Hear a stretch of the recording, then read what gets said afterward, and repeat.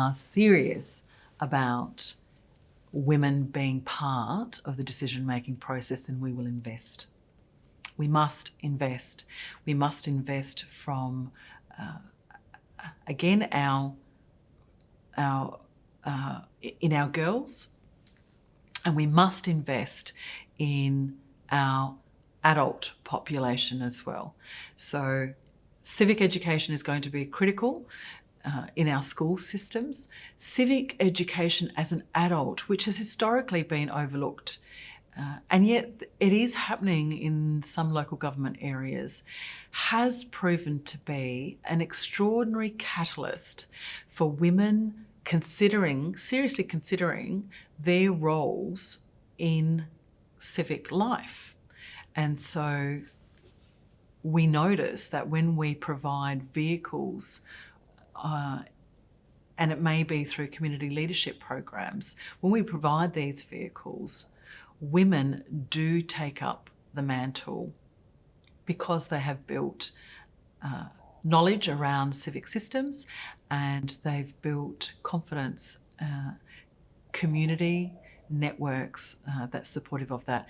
Again, building capacity in systems is important. It's not enough to build capacity in people without addressing the systems, and that is technology, that is the systemic paradigms that exist within a workforce and the broader community. So we need to be addressing that through education and investment in these infrastructure projects as well. What's been quite unique in civic education and leadership development, community leadership development programs, has been the reciprocity of learning. And this, I've observed, has been really important in women exercising their leadership, particularly when they may not hold positions of authority. I've noticed that when we undertake work that has at its heart the notion of reciprocity, transfer of knowledge, quite intentionally building relationships and community, we notice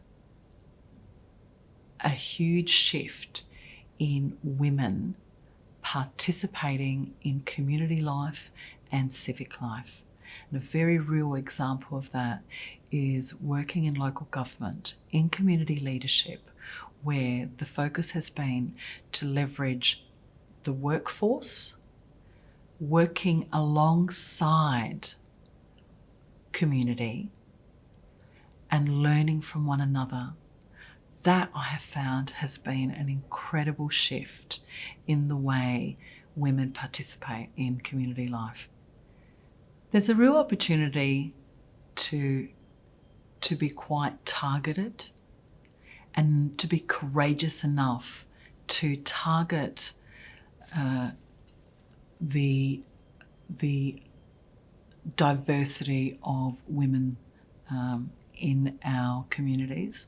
So in my experience, I've quite intentionally co-created programs like an Aboriginal Civic Women's Leadership Program, or a Women of Courage program, which quite intentionally targeted women of culturally and linguistically diverse backgrounds. We need to be courageous enough to do that and to invest in these layers of groups in our community.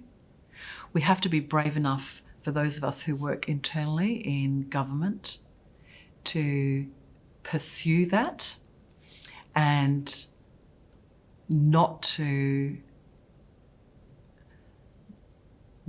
think that we don't have the right to undertake these programs.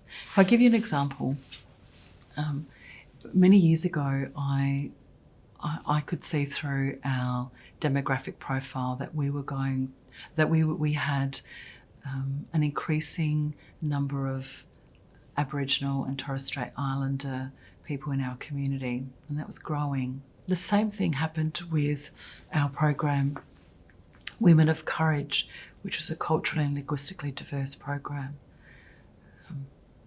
We have to be courageous enough to invest in it.